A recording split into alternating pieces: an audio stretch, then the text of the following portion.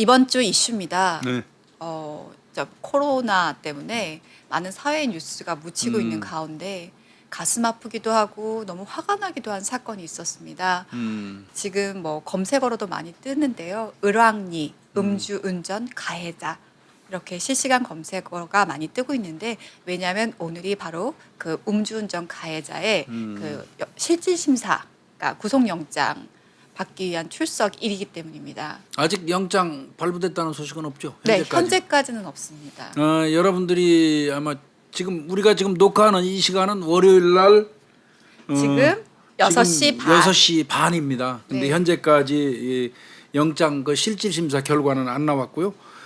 뭐 다 아실 거예요. 근데 사실은 이건 코로나하고 무관하지도 않아요. 맞아요. 저 코로나 전국에서 전부 다 시켜서 음식을 먹잖아요. 네. 이 그 50대 가장 같은 경우는 아마 그쪽에서 을왕리 쪽에서 치킨집을 운영하면서 아내가 아마 튀기고 네. 이분은 전문으로 그냥 계속 배달 댕겼나 봐요, 남편분이. 그러니까 네. 부부 둘이서 한 모양이에요. 그러니까요. 그런데 그날도 이제 아마 오늘 마지막이라고 그러면서 네. 많이 배달을 했대요, 그날. 마지막으로 갔다 온다고 오토바이 끌고 나갔는데 그게 마지막 모습이 된 거예요. 네, 9월 9일이었습니다. 12시 45분, 그러니까 거의 1시, 아주 밤 1시경이었는데요. 그 을왕리 쪽에서 그러니까 마지막이죠, 밤 1시니까. 그렇죠. 네, 마지막 이제 치킨 배달이었는데요. 음주운전을 했던 30대 모 여성이 역주행을 하면서 이 배달하는 그 이 가장을 바로 치여서 그 자리에서 이제 치고 사실은 병원에 옮겨졌는데, 중앙선 넘어온 거죠? 네, 역주행하면서 병원으로 실려가게 됐는데 사망을 하게 됐습니다. 근데 왜 분개했냐면 음주운전을 했다는 것도 그렇지만 나중에 사실 뭐 벤츠라고 알려졌으니까요. 벤츠인데 이제 그거는 네. 동승하고 있던 47세 남성의 회사 법인 차량을 그 여성이 운전했다고 그래요. 그 가해 차량을 운전했던 여성의 그런 태도 때문에도 맞아요. 사실 문제가 많이 됐던 겁니다. 그 여성이 아마 사람을 채워놓고도 차에서 먼저 내리지도 않았던 것 같아요, 한참 동안. 네. 그리고 이제 결국 내린 다음에도 그 사람 저 차에 치여 쓰러진 사람을 구조하려는 노력보다도 변호사한테 먼저 전화를 거는 거를 주변 사람들이 목격했어요. 네, 뭐 119나 112라든지 이런데 먼저 전화를 한 것이 아니라 또 그때까지 112랑 119가 올 때까지도 차 안에서 안 나왔다고 하더라고요. 그래서 이제 나오면서 전화하는 거를 이제 목격자가 봤는데 변호사랑 통화한 거. 그러니까 변호사한테 변호사 도움 많이 받고 오래 사시길 바랍니다. 그러다 보니까 주변에서도 너무 화가 나는 거죠. 괘씸하죠. 그게 사람이 할 줄 행동이에요?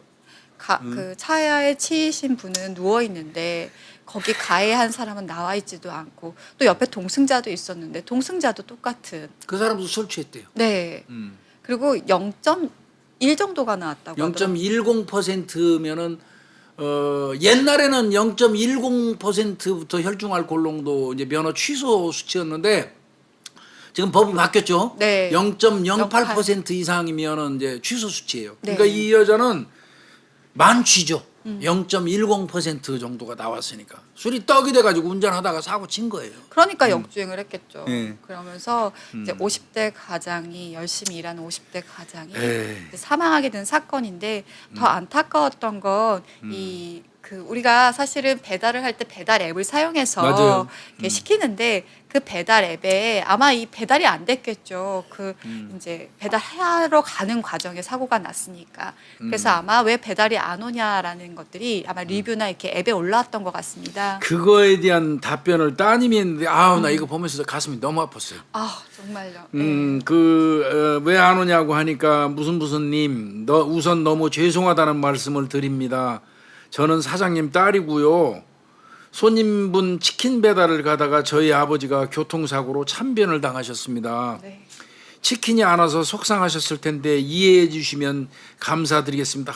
이게 마음이 너무 아픈 거예요. 이걸 그 딸이 올린 이 댓글이죠, 이게. 네. 지금 그 리뷰는 삭제됐는데 이제 그 따님의 이제 얘기는 아직 써져 있어요. 근데 이게 9월 9일 날 사고가 났는데 9월 11일 날 오전에 이 리뷰를 보고 따님이 거기 댓글을 단 겁니다. 너무 가슴이 아파요. 이거 윤창호법 적용 대상이 맞습니다. 네. 윤창호법이 적용되면 3년 이상 무기까지 가능해요, 이게. 네. 그러니까 이거 요번에 그 변호사 좋아하니까 변호사 도움 받으면서 이 사람도 푹 저 교도소에 있다 나오길 바랍니다. 그리고 진짜 낱낱이 따져갖고 민사소송 신청해서 다 배상도 다 받고요. 사람 죽고 난 다음에 배상 받아서 뭐 하냐고 그러는데 이런 사람한테 배상 받아야죠. 네. 네? 완벽하게 받아야죠. 이게 참 이게 54살이네요. 네. 이분 54살 먹은 분인데 하루 아침에 나 여보 이제 이게 오늘 마지막 배달이야. 이렇게 말하고 간 게 마지막이 돼버린 거예요. 너무 이게 가슴이 아프고 청와대 그 국민청원 게시판에 강력 처벌하는 게 지금 50만 건 이상 떴죠. 네, 거의 아마 56만 건까지 제가 네, 봤던 걸로 네. 기사를 봤던 걸로 확인이 되는데요. 더 안타까웠던 건 이제 그 어머니, 그러니까 아내분이죠. 아내분이 장애가 생겨도 좋으니까 살려만 달라고 그러니까 그렇게 말씀하셨대요. 네, 이제 아이고 너무 아버님이 가슴이 이제 영안실로 가게 됐다면서 이제 음. 그런 얘기가 어우 진짜 확 오더라고요. 누구는 살아서 저렇게 뻔뻔하게 변호사 부르고 또 이제 목격자들의 말에 의하면 뭔가 죄의식이라든지 미안함 그렇죠. 같은 게 거의 보이지 않았기 때문에 목격자들도 사실 그렇기 때문에 화가 났던 것 같더라고요. 맞아요. 이건 반성하는 태도가 하나도 없잖아요. 근데 교수님 저는 요즘에 이게 진짜 코로나랑 아까 교수님이 뭐 상관없는 것도 아니라는 게 음주운전을 요즘에 단속을 못 하잖아요. 코로나 때문에. 그것 때문에 맞아요. 예. 그러니까 사람들이 은근히 음주운전을 많이 하고 있는 것 같아요. 아, 상당히 많이 해요. 네. 코로나 때문에 그 하는 사이에 또 그런 짓을 하는 사람들이 있고 이 여성 같은 경우는 옆에 타고 있는 동승자하고는 그 전에 알지도 못했대요. 에? 다른 사람들하고 자리가 있는 상태에서 옆에 탔던 동승자도 이제 같이 참석해서 술을 먹은 것 같은데 이 여성이 그 술자리에서 뭐 다른 일행들하고 다툼이 있었대요. 그래갖고 이 여자가 먼저 나오니까 이거 벤츠 운전자 옆에 동승자가 자기도 간다고 그러면서 나와가지고 키를 줘서 그 여성이 운전하게 됐다는 거예요. 그래서 이 동승 남성이 47인데 네. 이 사람도 지금 경찰이 그 음주운전 방조죄로 형사입건 정식으로 했습니다. 이거는 뭐 CCTV 같은 거 분석해가지고 술 취해서 비틀거리면서 같이 나오는 거 뭐 이런 게 나온다면 볼 것 없이 방조죄 성립이 돼요. 그 사람도 상응한 처벌을 받아야 됩니다. 그래서 교수님이 아까 낱낱이 조사라는 게 바로 그렇습니다. 이런 의미인 것 같아요. 네, 그렇습니다. 여기 보니까 그날따라 배달 주문이 많아갖고 저녁도 못 드시고 마지막 배달을 갔다 그래요. 저녁도 못 드셨으면 그게 예. 새벽 1시 가량인데요. 그러니까 조금 전에 또 나오네요. 사고 직후에 어머니가 장애가 있어도 좋으니까 살려만 달라고 빌었지만 응급실이 아닌 영안실로 아버지는 향하게 됐고 아버지 장례를 준비하던 중에 가해자 즉 말하면 살인자라고 표현하셨어요. 살인자들이 중앙선에 쓰러져 있는데 가해자는 술이 취한 와중에 119보다 변호사를 찾았고 동승자는 바지 벨트가 풀어진 상태라는 목격자들의 뉴스를 접했다. 이게 정말 이게 이제 사람들 의식 구조가 많이 바뀌었어요. 옛날에는 술 먹고 운전하면 단순한 실수 이런 거 정도로 받아들이는 경향이 있었는데 네. 2018년도죠. 윤창호 군 네. 사건. 네. 윤창호법이 생기면서부터 사람들이 음주운전은 살인행위다. 네. 이런 식으로 인식이 바뀌었고요. 따라서 그 옆에 음주운전을 방조한 사람도 살인죄의 공범이나 마찬가지다. 이런 인식들이 이제 우리 사회에 이제 우리 머릿속에 각인되기 시작했거든요. 이번 같은 경우도 이제 그런 맥락에서 봐야 될 거고 이 여성 같은 경우는 최소 3년 이상이에요. 근데 뭐 사람이 이렇게 살해하고 한 행위 괘씸한 일련의 행위를 보면 3년만 살아서 되겠어요? 네. 더 살아야지. 그러니까요. 이게 진짜 뭐랄까 이게 코로나 때문에 배달이 많아진 또 그 열심히 일하는 가장이 술 먹고 음주운전하는 여성에 의해서 30대 여성에 의해서 하늘나라로 가셨다고 하니까 뭔가 진짜 가슴이 아픕니다. 이거 저 11일 저 경찰청장 네. 저 김병구 인천지방경찰청장한테 이 사건 해당 사건에 대해서 신속하고 엄정하게 네. 한 점 의혹도 없도록 그 수사해라 이렇게 지시까지 특별히 했어요. 그러면서 경찰청에 갑작스럽게 가장을 떠내보내신 유족분들의 아픔에 깊은 위로의 말씀을 드린다. 사안의 중대성을 감안해서 피의자에 대한 구속영장 신청했고 정확한 사고 원인을 규명하기 위해서 사고 관련자 및 블랙박스, CCTV 등에서 면밀하게 다 그 수사를 진행하고 있다 이렇게 얘기를 했고요. 아이고 이거 뭐 저 청원 글 보니까 제발 최고 역량 떨어지게 부탁드린다고 난리네요. 네. 예? 응. 이렇게 부모님이랑 얘기할 기회가 있어서 이 음주운전에 대해서 얘기를 했는데 어느 날 그걸 뉴스에서 보셨는지 무슨 TV 프로그램에서 보셨는데 태국에서는 음주운전을 한 사람을 사회봉사 명령을 영안실에서 하게 한대요.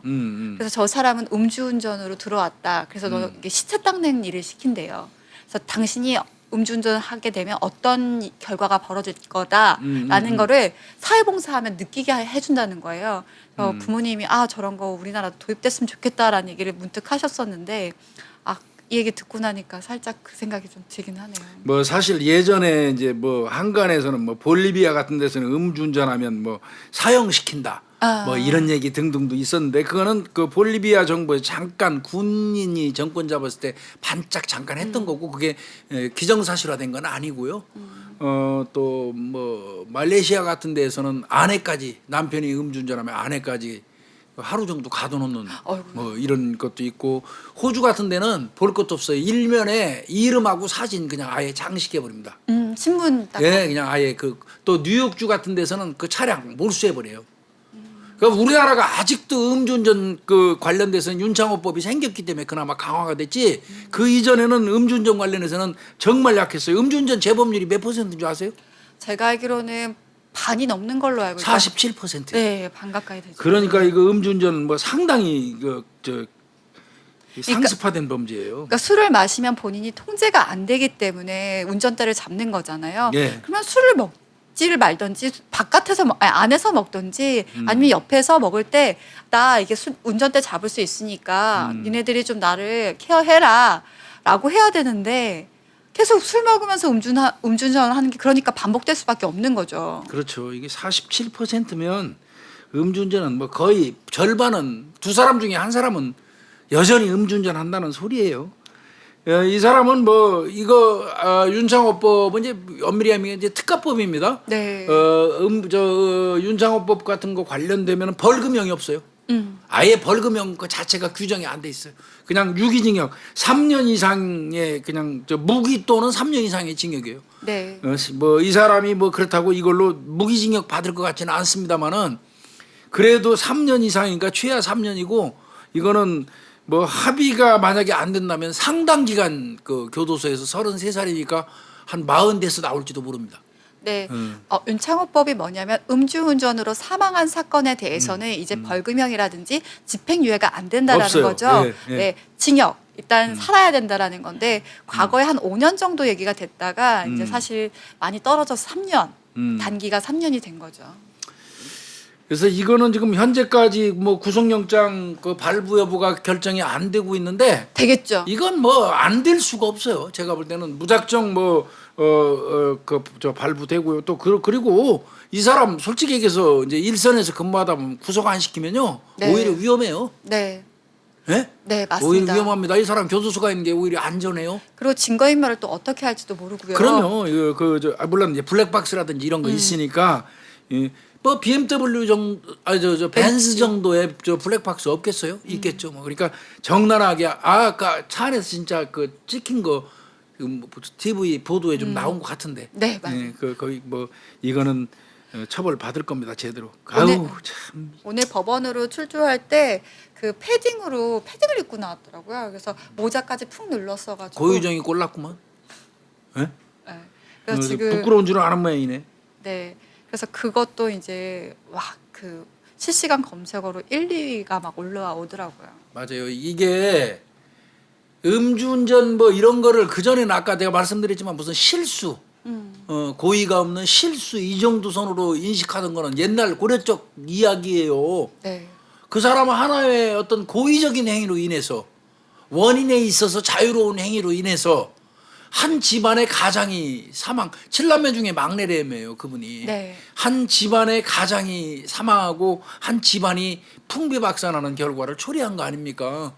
그 가족들은 평생 동안 그 비명 행사한 아버지 생각하면서 아마 엄청난 트라우마 속에서 고통받고 살 것 같아요. 아내 같은 분은 마지막 배달시키면서 그 남편 갔다 올 걸 기대했는데 사망한 상태로 돌아왔을 때 그분의 마음이 어떻겠어요? 가슴이 찢어지는 거죠, 이건. 네. 우리 아빠가 밤 1시에 배달을 에이. 갔는데 식사도 못 하고 그 진짜 배달을 가셨습니다. 근데 참 비명 행사하셔서 그 도로에서 누구의 구호도 받지 못하고 누워 계시다가 병원으로 실려가셨다라고, 그리고 나중엔 영안실에서 아빠를 봤을 때 가족들은 어땠을까 한번 생각해 보게 됩니다. 변호사 좋아하니까요. 변호사 열심히 돈 많이 퍼주고 사서 빠져나오려고 애써도 잘 안 될 겁니다. 이건 뭐 청원 아마 이 숫자는 계속 늘을 것 같고, 물론 청원 숫자가 많다 그래가지고 그게 무슨 형량에 뭐 지대한 영향을 미치는 건 아니에요. 네. 그렇다 손치더라도 이게 국민들이 바라보고 있는 그 사건의 본질이다. 네. 이런 인식은 줄 수 있잖아요. 저부터도 용서가 안 돼요, 그 여자는. 지금이 어떤 세상인데 코로나 전국에 술 먹지 말라는데 기어가서 술 처먹고 거기서 또 쌈박질하고 지랄하다가 먼저 기 나오고 따로 나오면서 남의 차 운전해가지고 사람 죽인 거 아니에요. 중앙선까지 넘어가서 지 술 처먹는 시간에 그 사람은 닭 한 마리 튀겨갖고 한 군데라도 오토바이 타고 더 배달하고 다니면서 성실히 살았던 사람 아니에요. 그런 거 생각하면 막 진짜 화가 나고 우라가 치미는데, 하여튼 뭐 영장 당연히 발부되겠죠. 네. 아마 당연히 그렇게 될 거라고 생각을 합니다. 저는 그 따님이 남겼던 리뷰가 에이, 그러니까, 아프더라고요. 네, 어떻게 따님을 키우셨을지 짐작이 가더라고요. 사실 그거 경황 없을 텐데도 그렇게 답변 달아주시는 거 보면서 좀 대단하다라는 생각을 했어요. 예, 그 사건 하나 다뤄봤고, 또 하나가 이제 저 간병인 관련된 얘기가 좀 있죠. 네, 이게 중국 교포 얘기더라고요. 예. 네, 그래서 이 아내와 이제 남편이 이제 같이 한국에 와서 살기 시작을 했는데 요양원에서 같이 이제 요양 일을 하면서 같이 부부가 일을 하고 있었는데 아내가 먼저 이제 큰 병을 얻게 됐나 봐요. 그러면서 이제 혼수 상태에 빠지고, 근데 병명은 정확하게 원인은 알 수가 없으니까 병원에서. 근데 이제 사실 호흡기 끼면서 이제 생명을 연장하고 있었던 상황이었는데 남편이 내가 무슨 죄든 다 발게 받겠다라고 하면서 그 호흡기를 뗐어요. 지난해 6월 4일입니다. 6월 4일. 네. 2019년 6월 4일. 네, 충남 천안시 한 병원 중환자실에서요. 중국 교포 이모 씨가요. 부부가 다 중국 교포인가요? 네, 이 아내분은 56살이고요. 56세. 네, 남편분은 59살인데 이 남편분이 그 아내가 그 이제 인공호흡기를 끼면서 생명을 유지하고 있었는데 그때 그렇게 얘기했다고 해요. 쟤는 자신이 다 안고 가겠다. 내가 다 안고 가겠다. 내가 책임지겠다. 네. 남편이. 네, 그러면서 호흡기를 이제 연명장치 호흡기. 네, 그걸 딱 뗐대요. 그리고 나서 이제 30분 있다가 아내가 사망을 하게 되면서 이 남편은 살인 혐의로 이제 재판에 회부가 된 거죠. 그러니까 연명장치 호흡기를 내가 책임진다면서, 법적으로 책임진다면서 잡아 뽑았기 때문에 네. 아내는 이제 결국은 숨진 거죠. 네. 근데 이 두 사람이 아마 중국에서 들어와 가지고 우리나라 그 간병인으로 일을 했던 모양이더라고요. 네. 이 씨하고 아내는요 1985년 중국에서 결혼을 했다고 해요. 그래서 이 중국에서 치매를 아마 앓고 있었나 봐요. 이 씨의 아버지가. 근데 그거 아내가 다 수발하면서 다 견뎌냈고 또 슬아의 아들 딸하고 다 있다고 하는데 아들은 또 지금 한국에 와 있다고 해요. 그러다가 아내가 먼저 2016년에 한국에 들어와서 요양사에서 맞아요. 아내가 먼저 들어왔다고 그랬어요. 네, 먼저 입국해서 이제 요양원에 들어와서 일을 했고요. 이 씨가 2018년에 이 씨도 이제 한국으로 들어온 거죠. 그래서 똑같이 이제 요양 간병원에서 그 이제 간병인으로. 네, 간병인으로 이렇게 일을 하다가 요즘에 요양보호사라고 하더라고요. 맞아, 요양보호사라고 그래요. 예. 그러고 있다가 이제 아내가 병에 걸린 거예요. 근데 병원에 가봤는데 명확한 원인을 알 수는 없는 거예요. 아내가 그 요양원에서 쓰러진 게 발견됐죠? 네, 19년. 그러니까 이게 6월 3일 날인가 있었던 사건이잖아요. 근데 5월 29일 날 오후 1시경에 아내가 쓰러진 거예요. 그래서 이제 병실에서 발견을 했으니까 그 근처에 병원에 이송을 해서 알아봤는데 호흡도 못하고 이미 의식불명 상태긴 한데 원인을 밝혀낼 수가 없는 거예요. 그러면서 그 계속 이제 연명잔치를 끼고 있다가 이 사실 병원비가 이 교포다 보니까 의료보험이 그렇죠. 적용이 안 된대요. 우리나라 사람이 아니니까 의료보험 적용 안 되죠. 그러니까 하루 벌어서 하루 사는 이제 부부인데 이제 하루에 한 20에서 30만 원? 그리고 뭐 연명 그럴 거예요. 그리고 그때 당시 아들이 이제 그 아마 집을 구하려고 애가 태어나면서 집을 구하려고 그 빚도 좀 대출도 많이 받아놨던 상태였던 것 같아요. 그래서 경제적으로 약간 어려움이 있는 상황에서 아내가 이제 의식불명인 상태에서 원인을 밝힐 수가 없다고 하니까 한 4, 5일쯤인가 일주일, 그러니까 쓰러지고 나서 아마 일주일쯤 됐을 때 이제 남편이 호흡기를 뗀 거였어요. 아내는 병원을 딴 곳으로 옮겼죠. 천안 쪽에 자기 그 거주지 쪽으로 옮겼죠. 발생한 데는 다른 곳이잖아요. 네, 네. 그 옮겨가지고 이제 근데 이제 이거는 당연히 병원 측에서 간호사들이나 있는 곳에서 거기 아마 그렇게 잡아 뽑은 것 같아요. 본인이 책임진다고. 네, 네. 그러다 보니까 이제 그 병원에서 이거 경찰에 고발을 한 거예요. 네. 이거는 명백히 살인행위다 해가지고 이제 고발을 한 건데 이제 본인은 뭐 나는 그 잘한다. 내 간병인도 오래 해보고 호스피스 마지막 그 죽을 분들 사망할 사람들 상태를 난 보면 알기 때문에 내 아내는 회생 가능성이 없어서 내가 이거 뽑은 거다 이렇게 얘기를 했지만 5일인가 그렇죠? 네. 있었던 게 이건 말이 안 돼요. 네. 검찰에서도 경찰에서도 이건 어느 순간 사람이 돌아오는 경우도 있어요. 아직도 원인 불명 상태의 그 지병이었고 연명장치를 유지하고 있다가 어느 순간에도 적어도 한두 달은 지켜봐야 되잖아요. 막말로. 이 사람 입장에서는 하루에 뭐 2, 30만 원 들어가는 병원비가 본인한테 엄청 부담이었을지 모르지만 사람의 생명보다 중요한 건 없잖아요. 네. 그러다 보니까 이거는 5일 만에 저 연명장치를 제거한다는 것 자체는 이건 다분히 문제가 있고 문제가 있다. 인명경시의 풍조를 유발할 수 있다고 해서요. 그래서 이제 이거는 정식으로 기소가 된 거예요, 사실. 네, 그것도 살인으로. 예, 살인죄입니다, 이거 명백히. 네, 네. 이거 저 경량은 얼마나 떨어졌어요? 이게 국민참여재판으로 진행이 됐었는데. 그렇구나. 국민참여재판. 근데 모두 다 그 국민참여 배심원들은 다 유죄라고 판결을 내렸어요. 배심원 9명이나 7명?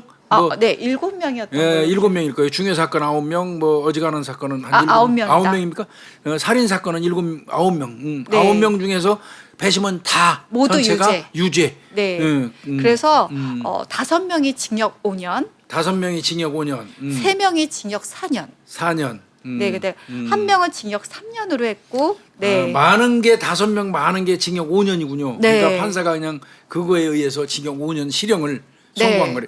네, 남편 같은 경우는 국민참여재판 때 아까 교수님이 얘기했듯이 난 간병인이었기 때문에 아내가 되살아날 수 없다라는 걸 난 알고 있었다라는 것과 그다음에 이제 호흡기를 뗐을 때 간호사들이나 주변에 의료진들이 있었는데 설왕설래하느냐고 바로 삽입하지 못했다.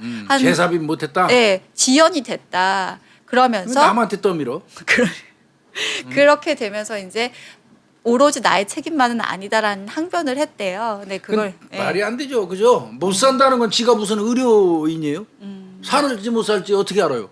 그런데 자기가 섣부르게 판단해 갖고 그거는 자기가 의사도 아닌 사람이 못 산다고 저 판단한 것 자체도 잘못됐고 그 다음에 내가 뽑고 났는데 왜 의료진이 그 재삽입 안 했느냐, 왜 왔다 갔다 했느냐? 그러니까 그 사람들이 죽인 거나 마찬가지. 이건 정말 나쁜 사람이에요. 도둑놈을 하나 잡아놓으니까. 나만 도둑질 안 하고 따지는 거예요, 그게. 왜 도둑질 하게끔 문 열어놨냐고 따지는 거랑 똑같은 거예요. 네. 그러면서 이제 아까 가정 형편에 관련된 얘기도 같이 하면서 변호를 했지만 아까 배심원 모두 유죄 판결을 내렸고 징역 5년을 선고했습니다. 이 사람은 제가 판단할 때는 징역 5년의 형량 적정한 것 같아요.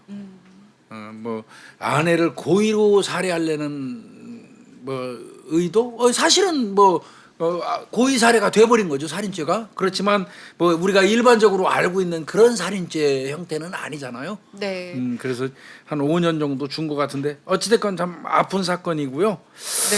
근데 댓글은 좀 반응이 조금 다르더라고요. 그러니까 댓글에는 어쨌든 이 아내와 같이 한국까지 와서 살 정도면 부부애가 좋지 않았느냐. 근데 그 부부애가 좋은 남편이 아내의 그 연명장치를 뗄 정도면 얼마나 아팠겠느냐. 본인이 가슴이 더 아프지 않았겠냐. 그리고 사실 병원비를 어떻게 재판관이 될 수 있느냐, 사정을 알겠느냐, 이런 댓글도 꽤 많이 올라와 있더라고요. 아니 뭐 여러 가지 생각들이 있을 수 있겠죠. 그런데 여한 경우라도 기간이 너무 짧아요. 네. 그렇게 이해해주기에는 너무 짧습니다. 맞아요. 저도 어떤 생각을 했냐면 아까 그 재판부에서 그런 얘기했잖아요. 인명 경시 풍조를 네. 얘기할 수 있다. 근데 저도 그런 것 같아요. 그러니까 어쨌든 사람의 생명이라는 건 우리가 판단할 수 있는 게 아니잖아요. 그럼요. 네. 뭐 이 사건 정도 좀 다뤄봤고요. 이 사건하고 관련돼서 이제 우리 뭐 존엄사라는 얘기 많이 하잖아요. 존엄사. 네. 그러니까 어떻게 보면 우리가 죽을 때도 사람답게 죽을 수 있는 권리를 어떻게 보면 존엄사의 그 논거로 봐요. 내가 죽을 때도 내 의지대로 사람답게 품위 있게 죽을 수 있는 권리. 그걸 이제 뭐 존엄사의 어떤 논거로 이제 보기 시작했는데 이후 여아를 막론하고 이제 안락사 제도 뭐 이런 거는 없었어요. 우리나라는 인정 안 했었는데 이제 어느 순간부터 2009년도 그 연명 치료 장치 제거 관련돼 가지고 이제 이거 인정하는 판결 이른바 이제 존엄사 논란이 좀 일어났었죠. 그 존엄사도 일정 부분 이제 여건이 그 성립되면 인정하는 추세예요. 네. 이게 존엄사 논란은 97년도 보라매 병원 사건이 있었고요. 2009년도에 이제 첫 대법원에서 존엄사 인정했었고요. 2016년도에 존엄사법이 통과가 됐습니다. 그렇다면 이제 일정 조건은 있어야 되죠, 그 대신. 그렇다면 이 사건은 존엄사에 해당하지 않고 예. 일단은 살인으로 본 거죠. 예, 네. 이거는 존엄사가 우리 2016년도에 만드는 존엄사 내용에서 안 맞는 거예요. 부합되지 않는 그런 내용들이고요.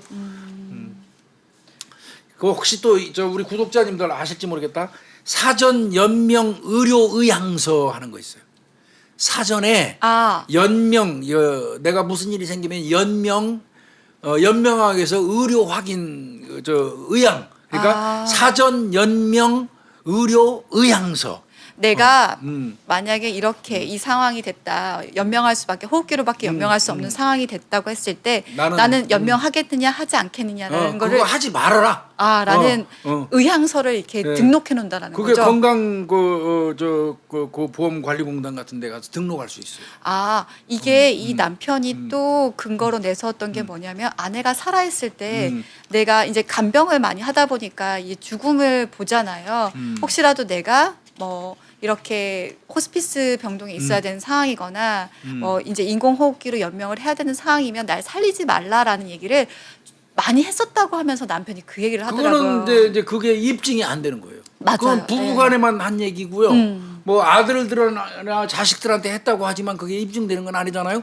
근데 이제 제가 아까 말씀드린 것처럼 내가 어떤 그런 일은 없지만 이를테면 어떤 사람이 큰 뭐 교통사고 아니면 어떤 큰 사고가 나가지고 사망할 수 있는 그런 입장이 된다면 나는 그 숨만 겨우 쉴 때 사전 연명 의료 장치에 의존해서 살고 싶지 않으니까 그거에 대한 거 난 포기하겠다. 그게 이제 뭐냐면 사전 연명 의료 의향서예요. 저 교수님 처음 알았어요. 이거를 건강보험 그 관리공단 같은 데다가 등록하면 그 등록되게 돼 있어요.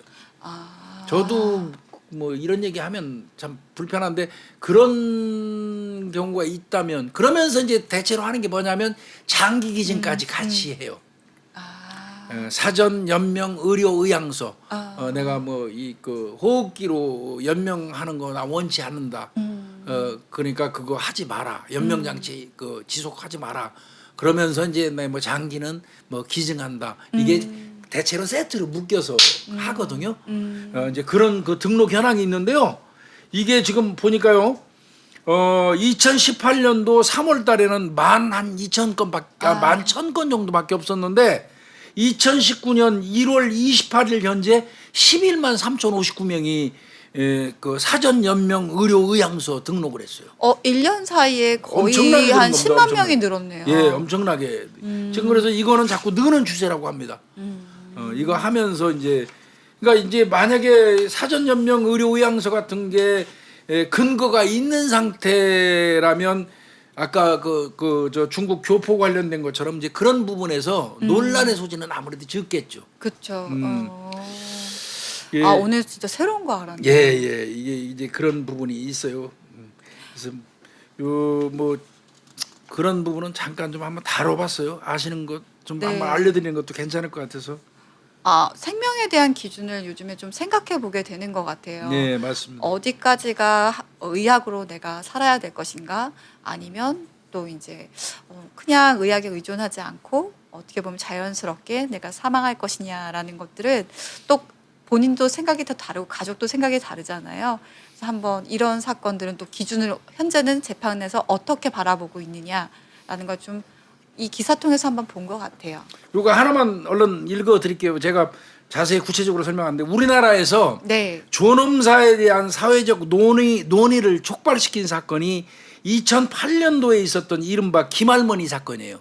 김할머니 사건은 뭐냐면 그 당시에 76세였던 김할머니가 이 폐암 조직 검사를 받은 후에 과다출혈 현상이 왔어요. 네. 그래서 식물인간이 되어버립니다. 그 김할머니가. 그래서 김할머니 가족들이 김할머니의 인공호흡기 등 연명치료 중단을 요구를 했어요. 그래서 그게 재판까지 갑니다. 그래가지고 2009년 5월 21일 날 대법원에서 이겼어요. 예, 그때 대법원이 뭐라고 얘기했냐면 환자가 회복 불가능한 사망 단계에 진입을 하였고 연명치료 중단에 대한 환자의 의사를 추정할 수 있는 경우라면 해당 환자에 대한 연명치료를 중단할 수 있다. 이렇게 얘기를 대법원에서 그때만 해도 획기적인 판결이에요. 이게 있을 수 없는 일이에요. 이 위화를 막느라고 그때 기조는 뭐냐면 사람의 생명을 결정하는 거는 신밖에 신만이 할 수 있다고 본 거예요. 그 사람이 그걸 떼내 가지고 그 사람을 그 인위적으로 사망에 이르게 하는 거는 절대 안 된다는 거죠. 근데 이제 이 대법원 판결이 나오니까 이 김할머니 사건에서 촉발된 존엄사에 대한 이제 이 문제가 학계 사회에 이제 엄청나게 광범위하게 확산이 됐어요. 그래서 연명 치료에 관한 특별법 제정이 필요하다. 이런 이제 그 필요성이 대두됐고요. 2016년 2월 달에 연명 의료 결정법이 제정됐고 2016년 2월이요. 그리고 2018년 2월부터 시행된 겁니다. 네, 그래서 아까 우리가 등록할 수 있다. 사전에 네, 네. 그렇고 그 의향을 등록할 수 있다라고 해서 이제 그것이 어떻게 보면 법령을 시행하게 되면서 맞습니다. 할 수 있었던 거죠. 예. 이런 내용 그냥 뭐 상식적으로 조금 알아두셔도 좋을 것 같고 어찌 됐건 그 사람이 5년의 징역을 남편이 받아서 뭐 처벌이 맞느냐 타당하냐 적정하냐 이건 별개로 하더라도 가슴 아픈 사연인 건 사실입니다. 네. 사실 부부가 어떻게 보면 타국이죠. 타국에 그럼요. 와서 같이 이제 요양보호사로 일을 하면서 의지하고 살았을 텐데 가슴 아픈 사연. 네, 한 분이 먼저 쓰러지시면서 어떻게 보면 남은 사람이 본인이 죄를 다 가져가겠다고 하셨으니까요. 예. 그 마음도 좀 우리는 뭐 어떤 판결을 떠나서 헤아려는 봐야 될 거라는 생각이 듭니다. 예. 네. 교수님 오늘도 예. 고생하셨습니다. 네, 수고했습니다.